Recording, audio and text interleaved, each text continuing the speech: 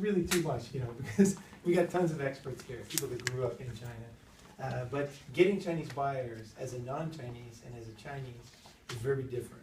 There's a lot of different skills you need to get a successful clientele, to build a clientele. Because I have a lot of clients who are Chinese, and they have a very difficult time reaching beyond their family and friends.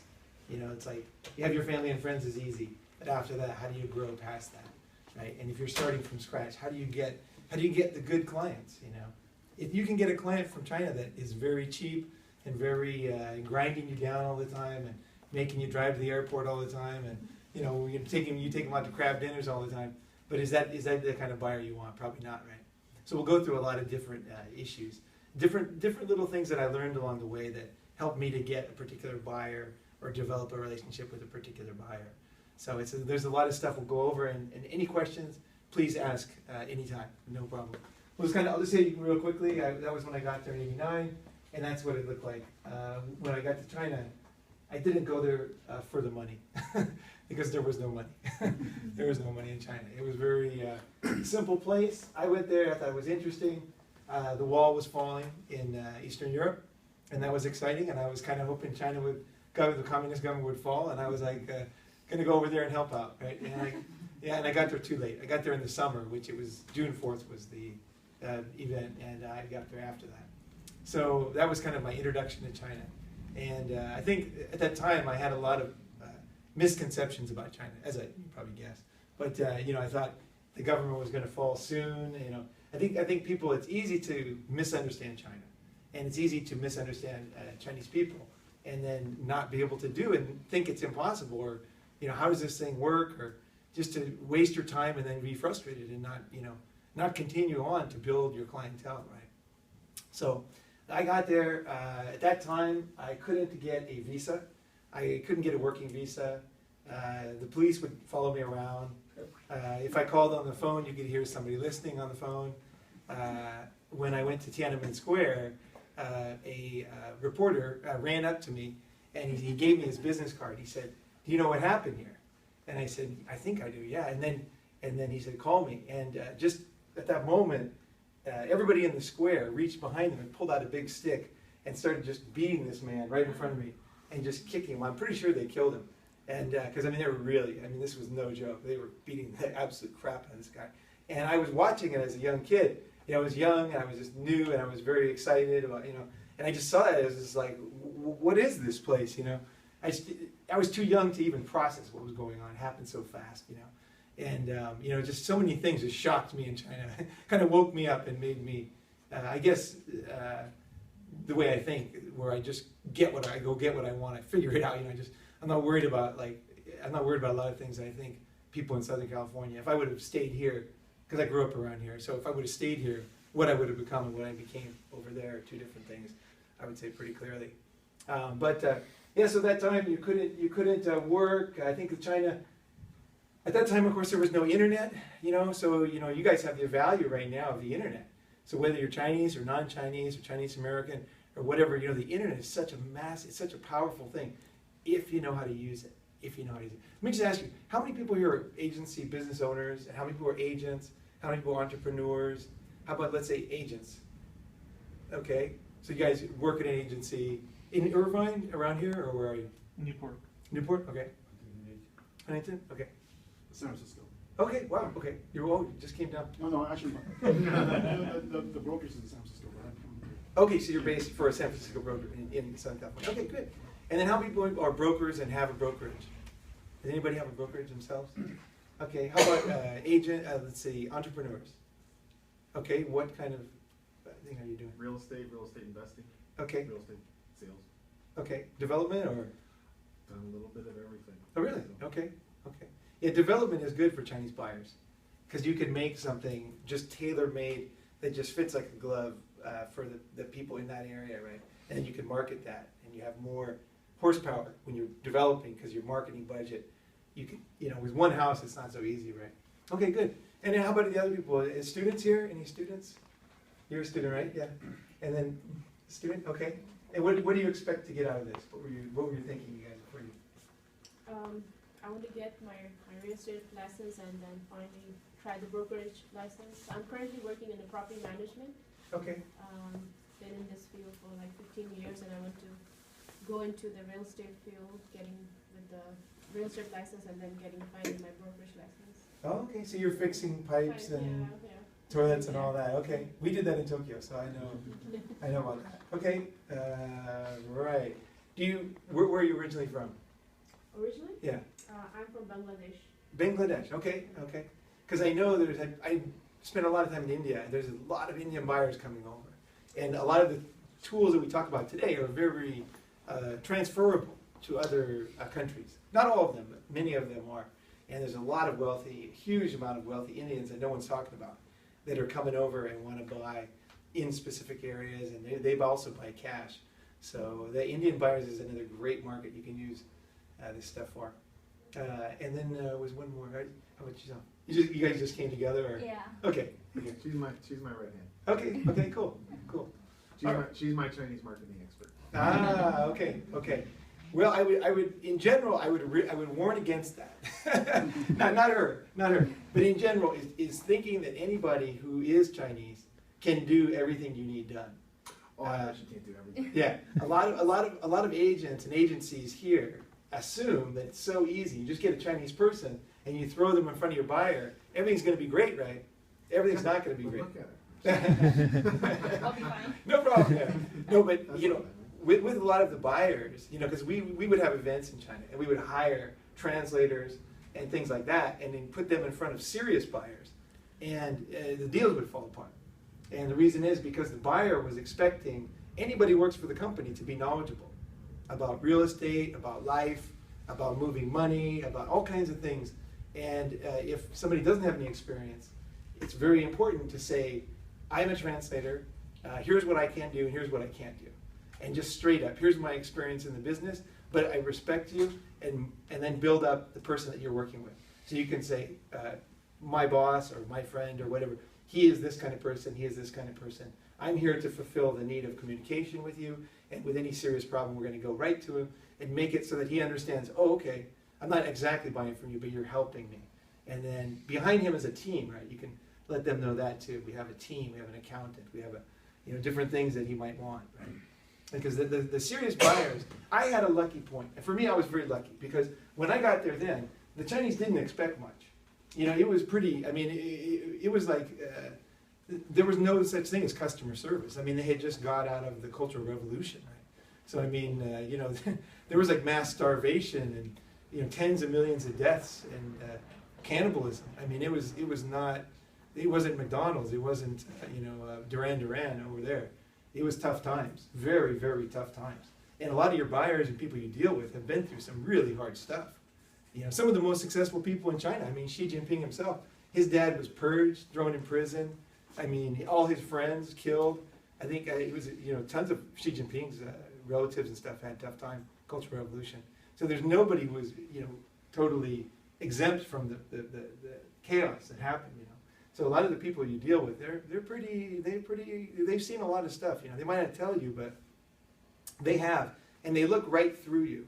They see right through you. They're looking right at who, they look right into you, and you have to be transparent. I think working with Chinese buyers, I think a lot of people think, oh, Chinese buyers are rich, it's going to be so easy. I'm just going to get one. I'm just going to, they're going to drive up in a BMW with cash. I've actually had this happen, but it's not something you expect, right? And they're just going to buy, and it's going to be so great, and it's just going to be easy. But actually, it's more like they just go, how old are you? Married? What do you do? Blah, blah, blah. Who is your, and they want to meet your friends. They want to meet your mother, whatever. They want to know, who are you, right? And if you're social media, if you're advertising, doesn't let people know about that, there's no way they're going to deal with you, right? There's no way, because you're a fake. There's too many fakes, right? And then they're not into that. So there's a certain way you present yourself. But I was lucky because I was able to learn a lot of this stuff back then. And back then, there was, it was people didn't understand basic things. And here's a true story. I saw a building that was constructed in China with no doors.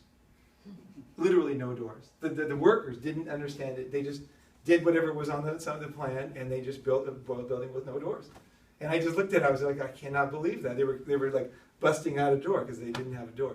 And because they had destroyed the schools, nobody there could go to school. You know, people had to study, the books were burned. People had to have books hidden under their beds, and if it was caught, you know, they would go to they would be sent to the countryside and all kinds of stuff, right? So there was a lot of stuff has happened, you know. And I if you go to China, if you're, I don't know if you're anybody wants to make a documentary, but it's so easy to find somebody to make a documentary because the stories are just like you just dig in someone's life and they'll tell you a story. And one perfect example is one of my friends. I didn't think she had any stories to tell because she never said anything. And then one day she said that when she was little, she's a girl, right? When you're a girl in China, it's not as easy as being a guy, right? And you're treated differently, and it depends on where you were in China and what generation you are, but it's different, right? Being a girl. And she was dying. She had a disease when she was a little kid, just a little infant, and nobody wanted to pay the $1.50 for her to get her medicine. So they're going to let her die out in Gansu province. And her neighbor said, no, it's not going to happen. So she carried her in a wheelbarrow and paid the $1.50. So, I mean, you know, it's the crazy stuff in China. Really, you meet these Chinese buyers, you see all kinds of stuff. It's just really, the country is nuts. When you see these people, you have to understand, these are human beings, right? They're just regular people. They have stories, interesting stories often. Yeah, so, crazy place. Okay, so you, as an agent, right, what do you do? First thing, let's go off. Let's say let's go down to the next one here. Just basic general things. Chinese got rich very fast, and some of them don't even know they're rich either, in a way. They kind of don't understand it. Socially, it's very hard to change. I don't know if any of you guys came from no money. But if you did, it's really hard to change, right? It's not easy to suddenly become, oh, now I'm rich, or now I have money, now I'm a different person, right? You remember like your grandparents in the Depression? Anybody have grandparents live through the Depression here? Did they change when you got older? Right? My in-laws, he still wears a shirt that's 18 years old with millions in the bank. Right? So that's, you know, He can't change, right? can't change. There's no way. Yeah. That's how human beings are, right? That's the way we are. So, you know, when you deal with people, you deal with them completely. So what they went through, right? So here's, they have money now, but don't let it fool you. So they're top foreign buyers. This is also from NAR in 46 of 50 states. So a lot of people say that you can't sell real estate outside of, you know, whatever, LA or London or something. Completely, that is complete BS. The Chinese are buying farmland, they're buying all kinds of stuff. Whatever you have, if you think it's a good thing, and you think it's a good deal, you know, you're a professional agent and you believe in it, you can market it into Chinese, absolutely, you know. Okay, so there's these are new statistics. There's 2.4 million millionaires and 122 billionaires, and they expect Chinese billionaires to pass the U.S. I think in 12 years or something like that. So there's so many, because there's new billionaires being created all the time. I did this first time I did this speech. This was 1 million, and this was recently. So it's changed. It's even now. People talk about the Chinese economy. It's going down. And here's a common thing. Chinese economy is going to go down. Okay, Gordon Chang, right, wrote that book, The Coming Collapse of China. Right? Now, Gordon's a friend. I know Gordon, actually. And he's a cool guy. But the thing is, he made a big mistake in his book, right? But, you know, everybody thinks China's going to collapse. So why would you study for Chinese buyers if China's just going to disappear tomorrow, right? It's ghost cities, right? It's just going to disappear. Chinese are coming and they're getting richer and richer. And whether they're getting rich in China or outside of China, it doesn't matter. A lot of people have moved the money outside China. It's in the Cayman Islands. It's here in LA. It's all over the place.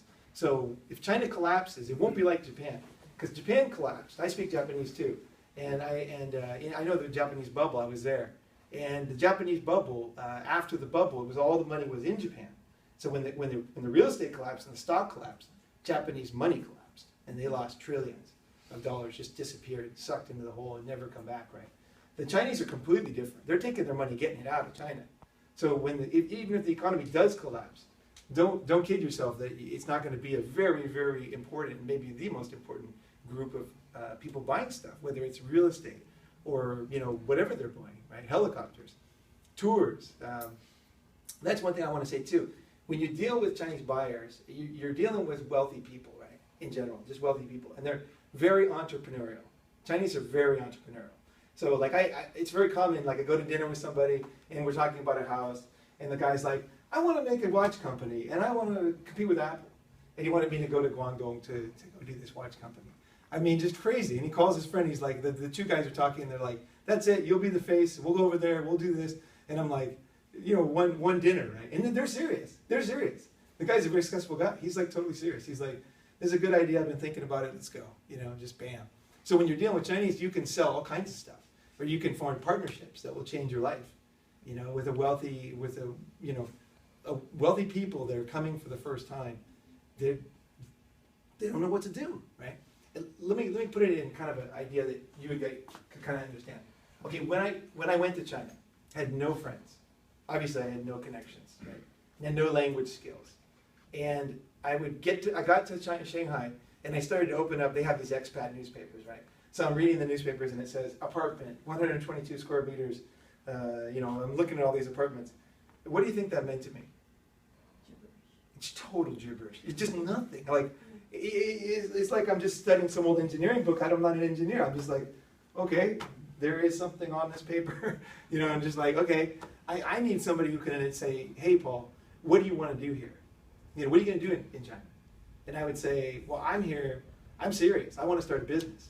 You know, because most people, when they go to China or they go to another country, they're a lot of them are younger, and I was young. I was in my early 20s. But they're like, they want to play around, they want to have fun, they want to, you know, I was dead serious. So I said, where should I be? I want to be in any kind of business group. You know, I want to be in an area, because in China, this is kind of strange, but it's true. When I walk down the street, there's a lot of propaganda in the education system. So when I walk down the street, people look at me and spit a lot. And it's not because they're spitting, it's because some people don't like foreigners. And this is a reality. And it depends on how you look. I told my friends this, they don't believe it, they go out with me, they're like, it's true. It depends on how you look.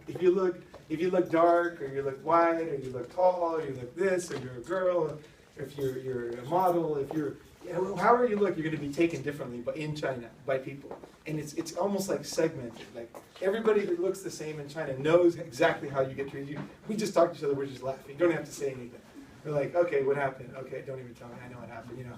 Is we get treated a certain way based on how we look, right? And why was I going off on that? Okay, so yeah, so I had different needs, right? I had different needs when I got to China. So finally, I got somebody who said, look, there's one part of Shanghai where the roads aren't as polluted because they have a law that on the Nanjing Road, you can't drive the dirtiest trucks. They have to be at least over on one road, on Beijing Road, and they can only drive at night on that road. So I said, oh, because I don't like the bad air, right? So I was like, oh, thank you, that's great. That's great information, right? Didn't know that. And then he said, okay, that area is the most educated part of basically of Shanghai or China, and people aren't going to do like what uneducated people would do as much. Mm-hmm. So I said, hey, that's great. Okay, that's great. And then they said, all the businesses, that you're going to want to do business with are probably in that area. I said, hey, that's great. So I got an apartment. It was easy. I was the easiest sale in the world. Show me one apartment. I'm in there, right? I'm always like that. But I find out what I need first for myself. And also I wanted to know where I could study Chinese, right? So I knew where I could be to study Chinese. So when you're helping a Chinese buyer, you got to get out of the mindset that you're like just an agent. Because agents are not going to succeed with Chinese buyers. They don't need agents. They need somebody like a BFF, right? It's somebody who's going to take them, understand them, what they want to do, what they're thinking about, who else might come later, and can kind of process this and help to put them on that right road that they want to be on, right? And if somebody understands them, boom, easy. I'll give you one warning, is that some Chinese won't deal with foreigners. And that's a fact. And don't worry about it, because that's just a small percentage. There's a certain percentage that will just say, I'm just going to work with the Chinese, and that's fine, right? There's plenty of other people, right? You're not going to, you can't dance with every girl at the ball, right? So just take it, there's certain Chinese that will be very excited to meet with you because they say, I want a local expert. I don't want a Chinese. I want to be in an area where, you know what I mean? Like, I want to learn something new, right? I want my kids to succeed in this country. They're going to look for you, right? Because you're a local expert. You know what you're doing. You're professional. They don't want some Chinese agent who doesn't know anything, doesn't study, doesn't come to things like this. You know what I mean? Just got over and just got their license, and he's going to offer money back under the table. Just try to buy them off, to get them to do the house in there. A lot of people don't want that. So you want to, in my product, I talk a lot about how to suss out what type of person you're dealing with. Because if you don't know what you're dealing with in China, you can waste a lot of time. Because people, if you don't know what, they're just gonna make you do things, ask you to do things, and you'll do more stuff. Okay, let's go over the rest of this. This I already talked about. Chinese are buying everything. And a lot of the investment, here in America, we have these kind of things like racial laws and stuff. We don't talk about the way people look so much. We like, everybody's American, everybody's this. So the stats about Chinese buyers are completely not true. Because you can't talk that way here. So secretly, there's a lot more Chinese buyers than you think here. Because no one keeps track of it. There is no statistic bureau for if you're Chinese and you spend money, if you're Russian, you spend money. There is no bureau. That's why you'll see these widely differing statistics. And I'll give you one example was, I read online that in Costco in Seattle, there was tons of Canadians buying milk. And there was just tons of Canadians buying milk all of a sudden. It was like buying all the milk, and everybody in Seattle was angry. So I'm reading this paper, and I said, what is that? That's weird. So I called my friend who's in Seattle. I said, hey, go in there and take a picture. He went in, they're all Chinese, right? They were Chinese who came to Canada first, and then they went over to America. But the American newspaper has to say Canadians, right? But every single one was Chinese, buying the milk, because there was a big tax on milk in Canada or something like that, right? So a lot of things you're having run under your nose and you don't even realize it, because nobody keeps track of it. So there's a lot more happening that you don't know about. And also, the other thing is kind of important to know is, like, for example, big investors, big Chinese investors, they don't want it under their name for a lot of reasons. And most people will think, what do you think when you hear that? What's that? The government person. You think government people? Okay, what else? What do you think? Asset protection. Asset protection. Okay, asset protection. There you go. And also, you can sell it easier, right? If I make a company, I buy this building, I can sell that company. I don't have to report it to the U.S. really. The company could be in the Cayman Islands. I can sell that company, right? I'm not a lawyer. I'm not giving legal advice, but this is what people can do. If you own something by a company, you can sell that company without any big hassles, right? So that's another thing. And then a lot of people think, and this is one of your biggest advantages being in a speech like this, is they think that every single Chinese is corrupt. That's what a lot of people think that. They think, oh, it's all corrupt. Oh yeah, they're all corrupt. You know how many people are on the U.S. Corruption list right now? 143. That's all. They're trying to track down 143 people, right? And there's millions and millions of people coming over and buying. And there's, I don't know how many students, Chinese exchange students, it's like incredible. It's up like 300% this year. It's just going crazy. And Chinese tourists are just going insane. And we are just at the beginning of the Chinese tourist thing. Trust me on this one. And there's a lot more people coming. The tourists are going to be insane. I'm seeing some statistics, and it's like it's going to be, they're going to have to do something because it's going to be overwhelming. Like Disneyland and certain places are just going to be overwhelmed. So the trend is starting. And I want to say, why did I mention Chinese tourists? Why would I mention tourists and real estate? Because when they come here and they see what they can purchase or what they can have, then yeah, it's right. I've seen that happen actually. It's at a I've seen fraction of the price in Shanghai too, and Yeah. That's another thing, sure. But yeah, you're right. They come like for example, let's say you're interested. Like when I was a kid, I was very interested in Europe, right? So then I went over to Europe, and I went again and again because I was like, now I know the place and I was comfortable there, and so I went there. And then I went to China and Japan, and of course I stayed there forever. You go to places you're interested in, and then you don't mean to settle down roots, but you meet a guy or you meet a girl. And next thing you know, you have little babies. And things are changing fast, right? So people come and they think they're going to stay a short period of time. My plan was to go to Asia for 6 months. And I was there for, 26 years or something, right? So, things can change based on just your life, right? So these tourists they're much more serious than tourists, right? And exactly, the prices are different, right? And also the real estate market. Part of the reason why I came back is because real estate in China is not so strong right now. It's not rising like before. ownership laws are different too. Ownership laws are different, and that's true. But the Chinese real estate market passed the U.S. market a couple of years ago, and But it's based on lease. it's based on lease. Depreciates instead of appreciates. Well, that part's not so clear actually. I'll tell you, just go back in time in a time machine. If you were to buy a place Yeah. that had a 70-year lease on it, would you pay more than a place that had 5 years left on the lease. Okay, if you're in America. Now, we're in China now, and we're talking about the only time in history that a communist, basically what happened was, the communist government stole the land from the people, okay? And they killed the people that owned it, okay? And they're gone, okay? And landlords got killed, you know, that was the thing. Landlords were the ones wearing those signs. If you ever see Cultural Revolution, they have the signs, the dunce hat and everything. Those were landlords, right? So they got booted out of China, and they took the land, and then now they sell it back to people, right? So that's why the government has so much money. It's a very profitable business to take the land and sell it back to people, right? And also the land went up in value a lot, right? But the lease is something that actually my friend's father helped Beijing government write the original plan to privatize the land. He was over there in the 70s with all those guys, and he actually figured it out how to, because he was a consultant, and they said, how do we make this private again? You know, how do we do this? And he said, okay, well, what they did was they said, if you're squatting in a certain building, they would come and check how many people, 6 people, what's your last name, what's your relationship, and they would say, okay, you have the right to buy this apartment for, you know, so many $1,000s. And people didn't have much money, so the prices were very cheap. Now those apartments are all, you know, 500,000, you know, 600,000, a million, or whatever, right? So they had them sign leases. The leases are different depending on if you're, like if you have a factory, there's a different length of lease. If it's a residential project, and all that is different, but nobody knows and what's going to happen when those leases expire. But what most people think, and most Chinese people think, is that the government's not going to take it away. It's not a lease; it's ownership. It really depends upon their mood at the time, though. It does, but I'm not debating. I'm not debating what's going to happen because I don't think you know. No, And I certainly don't know. I don't think they know. But I can tell you that what they think, and Chinese people have gotten. I mean, when a country gets rich, people get more powerful. You know, when you're poor, you can be kicked around pretty easy, right?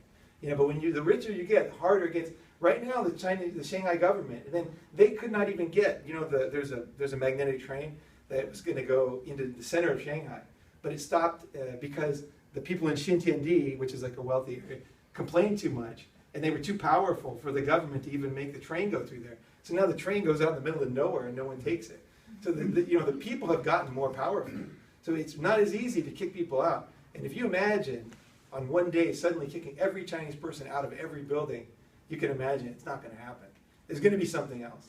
Originally, why all foreigners didn't make any money in China is because everybody thought it was a joke. You can't own it, right? So why no one will buy it? It'll never go up. That's what I heard back then. It's not going to go up. It's a joke. It's a lease, right? But see, China, it's like so many mistakes. Like if you didn't buy land then you believed it. Some people bought, and they made tons of money. I mean, they made epic money, right? Because they bet with the right horse on that one. So it is complicated, and I know what you're saying, and there is risk, but you got to look at it through the Chinese eyes. They don't think there's so much risk. 83% of Chinese are happy with the government. They did a study recently. They say 83% think that the government is on their side or has their interests in mind. It's like 19% in America or something like that, right? You know, so they believe that it's going to be fine somehow. They don't know how it's going to happen, but somehow it'll be fine, right? So they're buying land and they buy things. Now, I'm not saying it couldn't collapse. I mean, it could collapse, right? Anything could happen. Who knows? But why it got so valuable is because they believe that somehow it's going to be okay, right? So if you get into a discussion with a buyer about, hey, you guys can only lease, they might feel nationalistic. Like, hey, man, we're going to be fine, baby. You know, China's going to figure it out, you know? And then you're like, no, you're going to lose it. It's like you're going to lose your buyer, right? Well, So- there's also no property tax. So Yeah, well, they're trying to get it in, right? They're trying to get it in. A couple cities, right? Yeah, they can't look at. In terms of comparisons, really, like, you can't compare over here. Yeah, You yeah, gotta pay tax every year. yeah. Yeah, right, Just, right. just to keep your ownership. Right. So it's- There's no tax, and so you can essentially, if you're a government official, you might get a piece of paper that says you have a right to buy a building. You don't even have to pay for that paper. You don't have to even buy that thing, and you don't have to do anything. You can sell it for like 10 million times profit in a few years, right? There's all kinds of weird things that happen in China. That's true. That's so true. No tax. They're trying to do it as they run out of land to sell. They're having a need to have tax, so they're gonna bring tax in. They're gonna bring property tax in. But Chinese people don't like it, and it's really hard to do things that they don't like. It's really hard. The government is losing power by the day, you know, and I think it's changing very quickly. Okay. So, okay, so we got the tourists here like crazy. So a lot of this stuff is a secret. A lot of this stuff, how to deal with Chinese, how to get buyers, is a secret. Why is it a secret? Why would nobody know? Because it's not in the news. It's It's- not front page, it's not on CNN, it's. Well, people It's- buying is on CNN. Yeah, but it's still Yeah. kind of under the radar, it's not on everybody's. Really? Okay, okay. I didn't know. There was an old saying, we used to say was when you hear it from the postman, it's too late. Right, right. I'll tell you something. I was in line, this is a true story. I was in line at the Fisherman's Restaurant in San Clemente just 2 days ago, and I was going to go to happy hour. And the girl in front of me, she said, "Oh, where are you from?" I said, "Oh, I grew up here, but I was over in China." She goes, "I just saw an NPR drama about Chinese cash buyers." That's what she said. And I was like, "Oh my goodness, canary in the coal mine." You know, the lady in the seafood restaurant's talking about Chinese cash buyers. I own ChineseCashBuyers.com. You know, so I'm like, that's good. I like that. You know? So yeah. And also, I want to say one thing is I'm not here to blow it up and make it bigger than it is, and just say that what is really happening is that some people get loans. They're not all cash.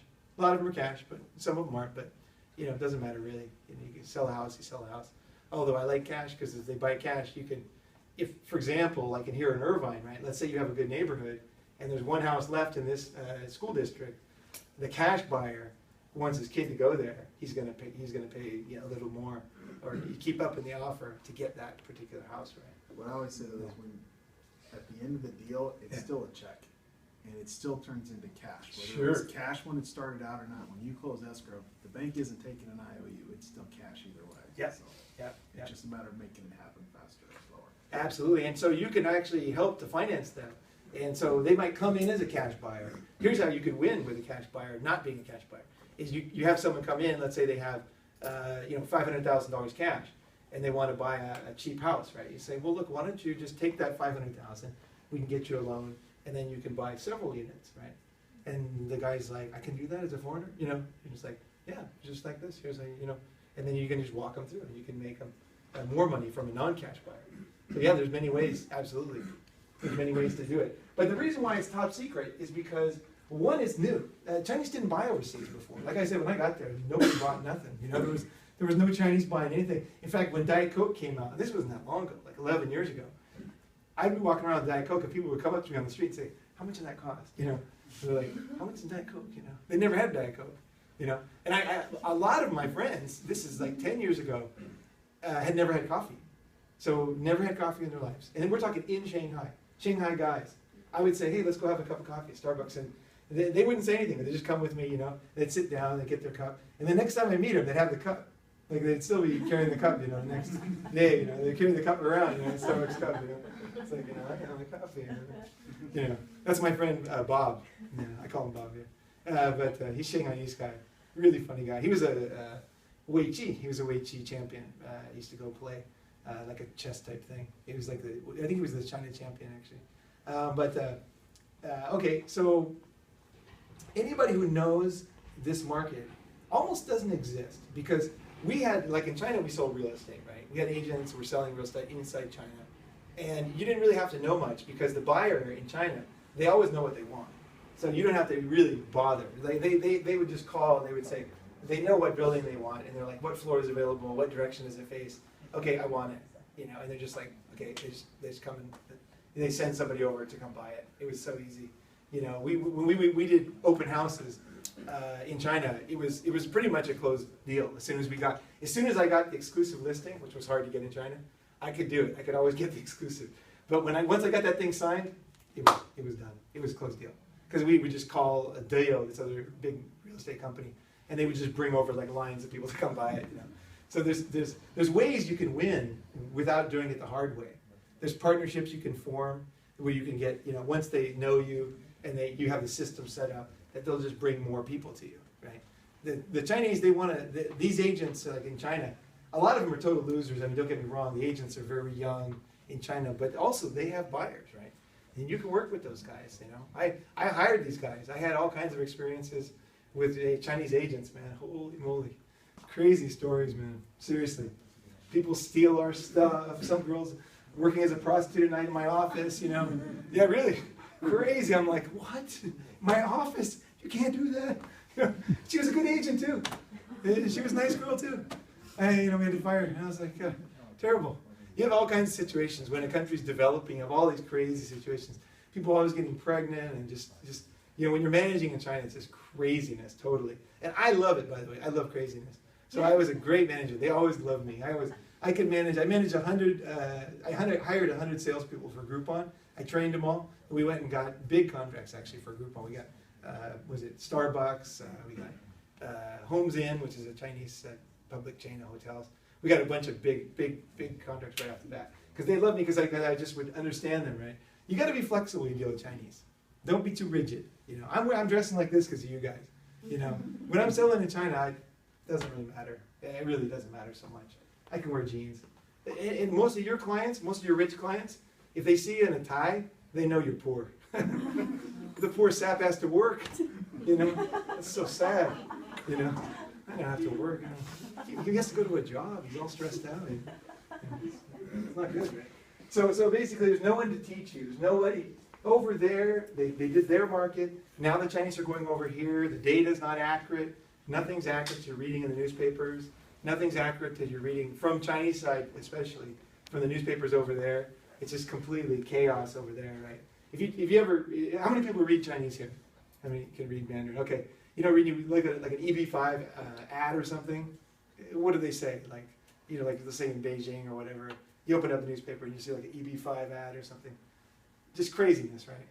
Montreal, Canadian passport, $80,000, guaranteed. It's like just craziness. They can. The Chinese market's very chaotic, right? And so part of your job as an agent is to be seen as a respectable, reliable person who's trustworthy, but also has a good sense of humor, right? And can roll with the flexibility of things, right? But they can trust you, right? You get that trust, you're gold. You're gold. If you're in a good area, you get that trust, don't worry. Don't push. It's going to happen. It is going to happen. They'll come and they'll bring their friends and all that kind of stuff. Okay, so there's nobody to teach, right? Nobody's here. Realtors missed the boat. Obviously, some of this is not for Chinese, but some of this is for different people. But basically, it's complicated. Here's Chinese social media, right? I don't know how many of those do you use? Anybody who's Weibo? Who has a Weibo account? Okay, Weibo. Do you use it much anymore? Do you still use it a lot? Yeah. Yeah? It's like a Chinese version of Twitter. Yeah, but what do you use it for?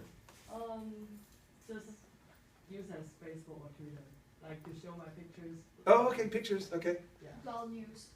Well, what is it? Yeah, call News. news. Oh, okay. News that you're reading news from back home. Yeah, Follow follow some celebrity. Oh, okay. Follow the famous person. Sure. Something like that. Oh, okay. So Weibo is the Twitter, right, of China. I don't know where Weibo's on here. Somewhere on here. I can't even find it right now. But so Weibo is a big one. I want to make it simple for you guys. So WeChat is the big one, right? How many people have WeChat? How often do you check it every day? How many? Too many? How many? 5 times a day, 10 times a day, 40 times a day. More than that. Yeah, more, right? Okay, yeah, me too. Yeah, WeChat's great. What do you think WeChat is in American kind of? What's that? A Skype? Let's go. Oh, okay. You use it as a Skype. Yeah. Google Plus. As a what? Google Plus. Oh, okay. Google Plus. Why? Why Google Plus? So I know some person they are using an Android system. They will use the Google Plus. Oh, no. I said, how do you use WeChat? WeChat. Yeah, how do you use it? Like you use it as And record the voice and send it over. Yeah. It's like the walkie-talkie? Right. So WeChat is a way, and everybody, you can do it right now if you want. Everybody should install WeChat. Just get WeChat on your phone. Do not think about this one too much. It's called WeChat, W-E-C-H-A-T, one word. And if you're Android, it could be a little bit complicated, but iPhone would just be one app, right? And you want to get WeChat right away and add everybody in this room. Yeah, just start adding people like a maniac. Just add everybody. Go to the restaurant, add the waiter. Yeah. And there's a function in there, look around, right? Yeah. What's it like to be a girl on Look Around? Is it weird? Here? Is it kind of weird? Yeah. Look around. You can see who's around in your area. You can add them. So it's different. I'll tell you this, with WeChat, for men and women, it's very different. Okay, it's a very different experience. And girls get on WeChat, and like messages start coming in, right? And guys, it's totally different, right? You have to like look around and add people, and it's different, right? So, but either way, it's a great tool. So there's Weibo, which is like Twitter. Weibo is a little bit harder to use if you don't read Chinese so well. So I would recommend waiting Weibo, but Weibo is very powerful. And once you start selling property to Chinese, I would recommend getting on Weibo. Because Weibo is like Twitter, so it's public. So when you put something on there, like if you have something interesting, it could be viral. I've had several viral posts on Weibo. Yeah, I've had a bunch that were viral. So just try stuff on Weibo, and it can be really powerful. WeChat is talking to your friends, so it's only in a small group. It's not public. So it's a way to communicate, connect with, and not lose your buyers, right? Because what happens with most agents is you're going to leave here, you're going to get a buyer, and then that buyer you're going to lose touch with him because you're going to get his phone number, you're going to get his email, and then he's going to disappear. He won't answer his phone, he won't answer his email, and you'll lose the buyer, right? But with WeChat, you always got him. If he gives you his real WeChat, she gives you a real WeChat, you got him. You're going to connect with them, no problem. Yeah, you're going to be able to say hi, you're going to be able to ask him questions. And that's the key thing. You have to be able to connect with them. Don't be an outsider, like getting blocked out. And you're smart, you guys. Just get right in. Bam, WeChat, WeChat, WeChat. Get everybody on there. Yeah, it's great. And you can also, with WeChat, you can have a group conversation. So anybody know about the deal with Emma Howe? Did you read about that? Emma Howe in New York? No? It's pretty famous. It was in the New York Times and everything. She met somebody, got him on WeChat, sold a $13 million apartment. Yeah, built two apartments for $13 million. All through WeChat. The guy wasn't even here. She had the lawyer, the accountant, and him, and they just talked on WeChat and closed like 3 days, and $13 million, 2 apartments. Now she's famous. She's on New York Times, Bloomberg. She's all over the place now, right? So if you get a big Chinese buyer, there's a lot of benefits to you besides the commission. If you get some, like say you get a big buyer, right? Like for a famous place, right? You can leverage that to all kinds of nice stuff, right? Like for example, you'll get the best listings, right? If you have somebody, right? You'll also get a lot of people offering the best listings to you and talking to you and giving you opportunities to do stuff, right? So you want to stand out as a person, whatever you're doing. You want to stand out. Get the Emma Howe, man, one deal, all on WeChat, and it wouldn't happen on phone. I can guarantee it wouldn't happen because time zones. So with WeChat, I can call somebody. I can say, hey, how's it going? And then 4 hours later, hey, this is oh, we're good, we're eating, whatever. And then it's like, they're always talking about eating, as I say, it's always, we're eating, noodles. Okay, cool, I'm eating stuff. And then you just start chatting, and then you can have a stilted conversation. It's not direct. With phone, it's very, I don't like phone calls that much. I like WeChat. It's like someone just leaves a message. When I have time, I'm gonna check it. I'm gonna reply, right? So that's a great way. If you just do that and you don't have WeChat already, you already got your money's worth here tonight. So. What's your WeChat? What's that? My WeChat says Paul Salem. Yeah. Most of my social media, I try to get my real name and I would recommend using your real name. When you sign up for WeChat, don't pick Fairy Dragon 44. Seriously, just get your real name in there as much as you can, right? And don't get realtor either. It's like don't be all business all the time. WeChat's social, right? You're being social. You're being friendly. You're going to get your deals from being social, mainly from Chinese, as a general rule. Not always true, but as a general rule. Okay, so there's a language barrier, right? This is becoming less and less now with all these things. One thing I can tell you, if you need language help, you can go to Fiverr.com, Fiverr, and you can pay someone to translate stuff for $5. So translation is not the same as it used to be. So whether you're dealing with an Indian client in Urdu or something, you can just $5, they'll translate it. German, so what? It doesn't matter. $5, you can get anything translated, a short thing. It's not going to be perfect, but it'll be enough you can understand.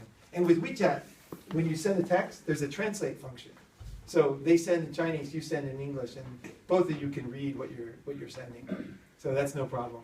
If you use the walkie-talkie function, it doesn't work. But if you use the texting function, you just hit translate, and it's easy. And most things, it's pretty easy. Translation on WeChat's pretty good, actually. Because Baidu Translate is so good. Baidu Deep Learning, one of my friends is in charge of that. They're so good, man. Baidu is It's incredible. And they're scary good. Okay, so there's all kinds of things. Distance, international finance laws. Everyone's worried about this one. I would say, has anyone had problems with bringing money from China? Do you have any questions about that particular topic? What? Not in real estate, but when I used to do MTNs, we had a lot of issues with it. Oh, what's an MTN? Medium-term notes. Okay. And then the problem was, Government wouldn't allow transfers from Chinese banks. okay, and what year was that? When? This was 5-6 years ago, Okay. and a lot of times there were heritage funds also. Oh, And the okay. heritage funds were totally locked up. They would try to leverage it for an MTN, but you can't use a heritage fund for an MTN. Okay, okay. So what did you finally do? Give up, or did you find a way? It would really depend upon the buyer, Okay. you know, how willing they were to do something with it and how able they were to do something with it too. So a Right. lot of times it was money that they didn't really fully control, you know, so. Exactly, exactly. That's great experience, you guys. This is a great experience. If somebody's having any trouble with money, they're usually not serious, or something's wrong. If they tell you, hey, I'm having trouble getting money, one, you don't want to talk about it because you can get in trouble. And also, two, one of my friends just had a meeting with the FBI about this topic, and he called me, Stuart Worrell, and he said that it's getting more serious. They're really trying to track down any of the real corrupt money. They're cracking down. And as an agent, if you try to help them with that, and you won't know if it's corrupt money because you can't tell. This is one thing. It sounds weird, but when I got to China, I thought I could tell from the looks of people, kind of, you know, like bad people, good people, corrupt, not corrupt. There's no way you can tell, right? The nicest person could be in the, you know, whatever. You have to. So don't bother with. If somebody's having trouble with money, too much trouble, there's smoke, there's fire, something's wrong. You just say, look, figure it out, you know, and let's talk, you know. And you don't want to get caught in any kind of money problems. And right now they are cracking down. They absolutely are cracking down on this particular topic. And also, it's not worth your time, because if they can't do it, there's usually something wrong, right? When I was 15 years old, I used to love cars, right? I went to all the car dealerships, and I would just walk in the car dealership and talk about cars. Finally, one guy said, "Kid, how much money do you have?" And I was like, $3,000. And then he's like, "Come back when you got some money." And he was so smart because he didn't waste his time with me. He just asked me how much money, and I was just like, he got me on it. I told him the truth, and I got out of there because I was looking at these expensive cars and stuff, right? So with Chinese buyers, if you suspect something, don't be afraid to say something. You know, I will get into an argument even. I'm not afraid of offending so much. You have to know certain things as an agent. You have to get in there. You can't get fooled, right? That's the other thing. You want to help them, but you also can't be fooled, right? Don't be fooled, right? And it can happen because a powerful person in China, they're used to being treated with kid gloves, right? They're like, you know, everybody, you know, all the people, they have minions, right? When I studied Tai Chi, the guys from the government would come in, and they always had like 2 people on their sides. When they come to Tai Chi, right? It's like, it's just a physical thing. Yeah. And they would just be sitting there. They'd hold their bags and come in with their bags, and they would just sit there like it was so weird, you know. These real rich guys, sometimes they have this kind of, they're in a totally different space than people here. So I personally am not worried about it. You got to break some eggs to make an omelet. I'm straightforward. I'm going to say it. And if they don't like it, they'll judge you. They'll judge you. They'll look at you and they'll judge you. I've had good reactions. So do it the way it works for you, but don't be so afraid that you don't find out what's, you know what I mean? You're sitting there with somebody, you're not sure if they're ready. You know, don't do that. Get into the heart of it. What's their timeline, right? I have one product which is China buyer checklist, and it's just all the questions, 100 questions you can ask the buyers. You should ask the buyers to make sure that they're ready and they're going to be when they're supposed to be at the right time. They're going to have the money on the right date, and everything's they're going to be, you know, they're serious about doing the process, right? The serious buyers you're not going to have any real problems with when it comes to that kind of stuff. It'll kind of come, but at the same time, you got to dig in. You got to make sure, right? Make sure some good serious people don't know what's going on. They think it's flexible, you know, like the closing date and things like that. It's not flexible, right? From your side, you have to make sure especially Chinese brokers, it's hard to be tough, you know, because they're here, you're here, right? And it's kind of like, how do I tell this guy? You have to stand your ground, you know. It's like, here's the way it is here. I'm sorry to say, but here's the way it is here. And then if anybody takes offense, you just say, look, I don't want you to get in trouble. I've seen Chinese get ripped off. Because that's the other thing. I don't want to teach you how to rip off Chinese. Because Chinese don't know a lot about American real estate. So it's very easy to fool people, actually. So I know one of my friends actually bought a house in Seattle, and the agent was a Chinese person who was new in Seattle, and they said they could put a pool in the back. Total BS, right? He said he had a friend in the government, and then the guy bought the house, and there was no way he could put the pool in, and he started to make the pool, and he had all kinds of problems, and he had to sell the house, and he lost a ton of money, and it was just a total nightmare. So you have to let them know that you're asking these questions, but you're backing it up with your professionalism. So you're not going to let them down. You know, you're doing it for a reason. You're sorry. Maybe you could say something like, you know, it's different here, and maybe it might offend you, but it's not me, it's a system, and I have to help you so you can get through this and don't mess up, or whatever you have worded, but you have to get those answers. Make sure that you get the answers. Don't be fooled. And if they're full of it, you'll find out. The other problem is, obviously, immigration. Immigration laws are complicated. This is something that you probably want to build a team. Does anybody here have a Chinese accountant or Chinese immigration person they work with? Yeah, where are they? The accountant is in Temple City. Temple City, is that, where's that? I don't know. That's a little bit southeast of Pasadena. Okay, so you can meet with them and everything. Do they ever try to steal your clients? Have you any problem with that? No, we Okay. actually work together. Okay, okay. Good. Yeah, you want to make sure if you do build a team, you want to make sure the team's honest. Because if you find a really wealthy Chinese buyer, like I have a friend, Kathy, she's so rich, and I would not want to just go introduce her to everybody. Because, you know, that one kind of person is just, it's just endless things can happen with a good buyer. So be careful who you introduce to. So if you do build a team, make sure your team is solid. You test them. You want to, maybe you want to have an accountant, Chinese accountant. Has to be Chinese speaking, you guys. You want to have Chinese speaking accountant. And you want a Chinese speaking immigration lawyer. Because you want professionals that can solve their problems right now. They know what their problems are. They're all prepared. They have the forms ready in Mandarin. They can explain everything. And they can back you up. Especially if you don't have Mandarin skills. You want to make sure that your team has them. And then you also want to test them to make sure they're not going to rip your client off. Because that's dangerous. It's very dangerous when you have a good client. Because, you know, there's a lot of tricky things you have to work out. So I want you to go get that team and suss them out. If you don't trust them anymore, switch. You know, with Chinese, it's working with Chinese is kind of like, sometimes there's no such thing as an enemy, really, in a way. It's like frenemies, no matter what. Like, I'll have somebody who will totally screw me in a deal. I mean, totally screw me, big time. If it was American, he would be like my enemy. But in China, 2 years later, he might give me the best client of my life. So it's complicated. So don't go in the hatred, thing when something doesn't go your way. Just wait around, be cool, don't blow up, and something good might happen later. That's been my experience and a lot of my friends' experience. So be careful about that line, oh, he's a bad guy, or he's a good guy.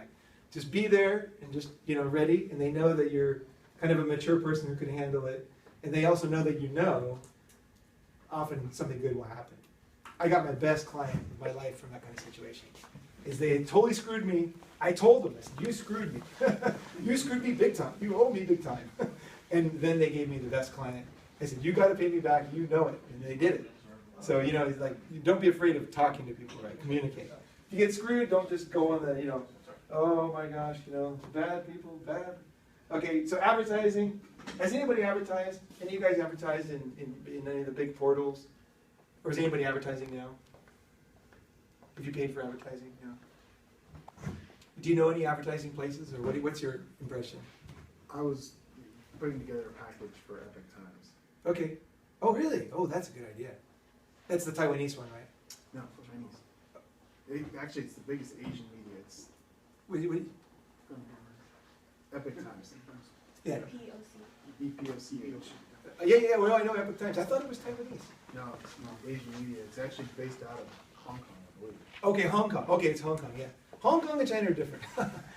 But it's still a Chinese media. Right. I mean, it's huge here in the United States. It's also huge in Hong Kong, but it's Right. also really big in China. Absolutely. A lot of news. I read a lot of Epic Times news. And it's usually good journalism, too.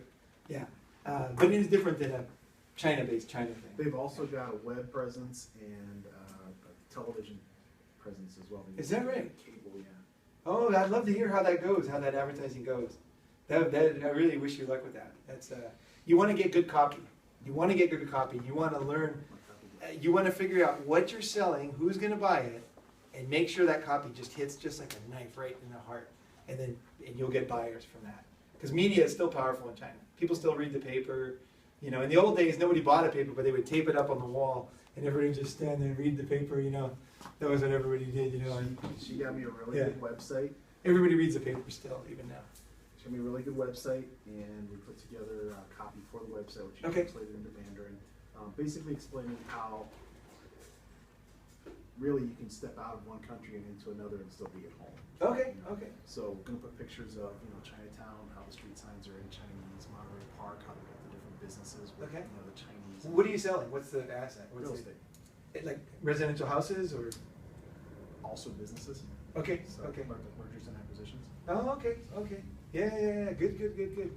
Yeah, that has promise. That has promise. I'd love to hear if I can anything I can do to help with that. Sure. Um, Count yourself part of the team. okay, sounds good.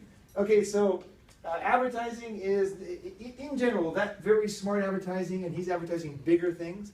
Housing, when you're selling a listing, you have one listing, you don't own it, you don't have a marketing budget. Does anybody have a marketing budget? What's your marketing budget? Anybody have? You have one, yeah, but let's say agents, just agents. Anybody have a marketing budget? Probably not so much, right? Just what it costs, spend what it costs. Yeah, but I mean, It costs more than you got, though. yeah, You know, it's depends how much you got.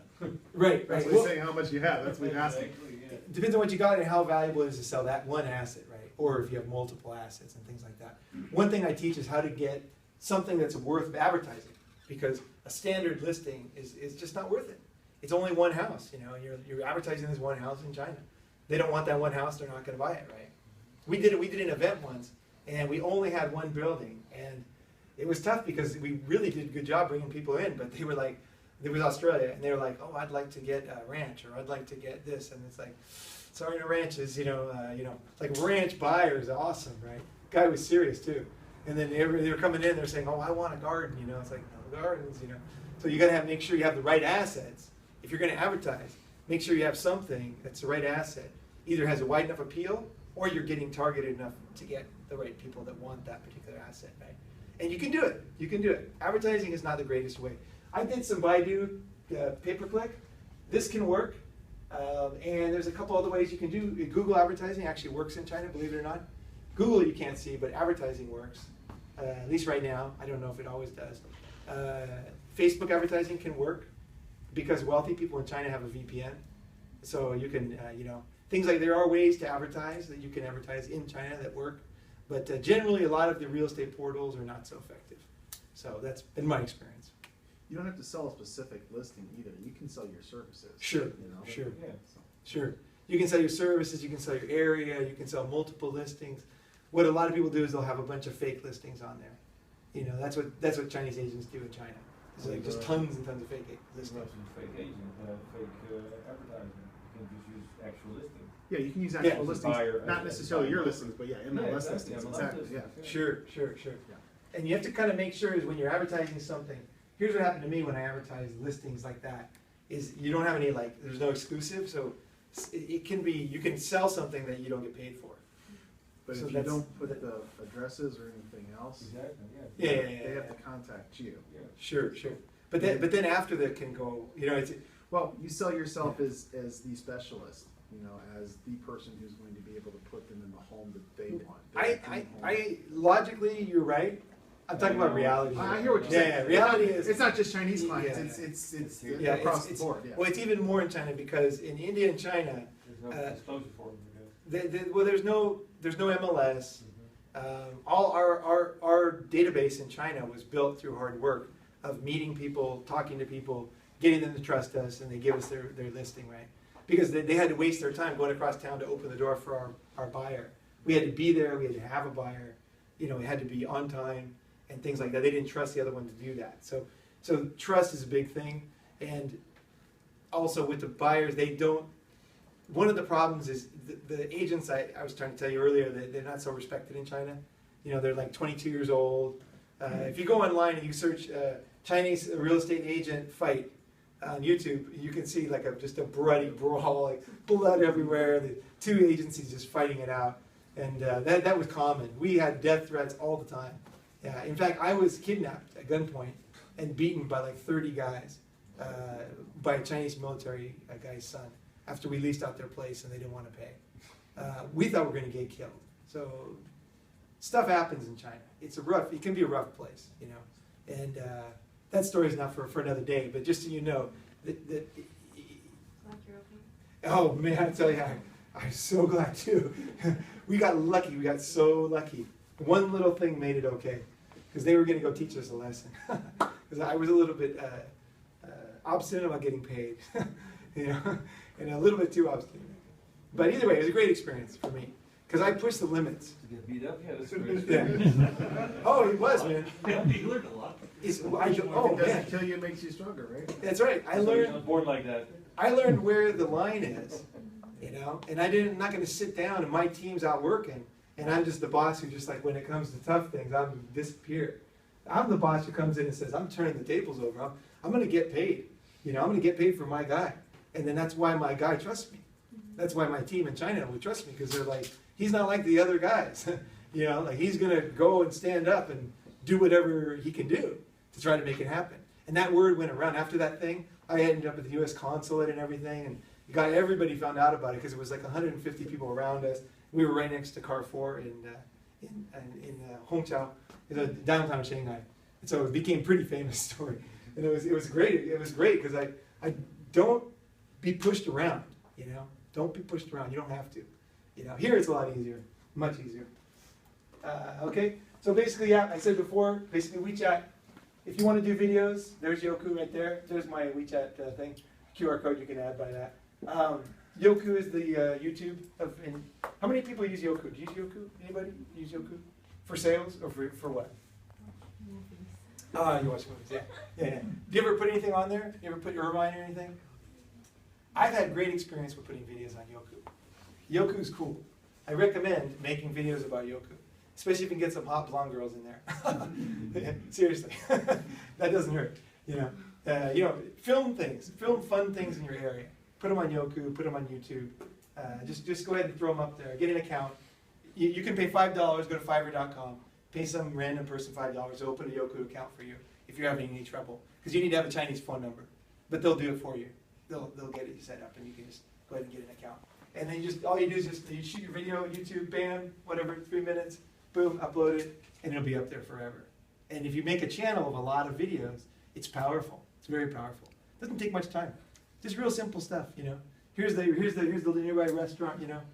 Here's whatever, anything, you know. So just throw stuff up on Youku. Chinese, because the bandwidth is cheap in China for the China Telecom, China Unicom, so cheap. So people are just the poorest people are walking around watching videos, you know, and they have no money at all, right? But they're watching streaming video where people in Irvine are trying to save their bandwidth, you know. It's different. People use video a lot in China. Don't be afraid of video. Throw up videos like crazy. You got old videos? Boom, throw them on. Get a good Chinese title, you know. Irvine, #1 place, California, whatever. Try different things. Try whatever you can think of. I'll give you one kind of idea.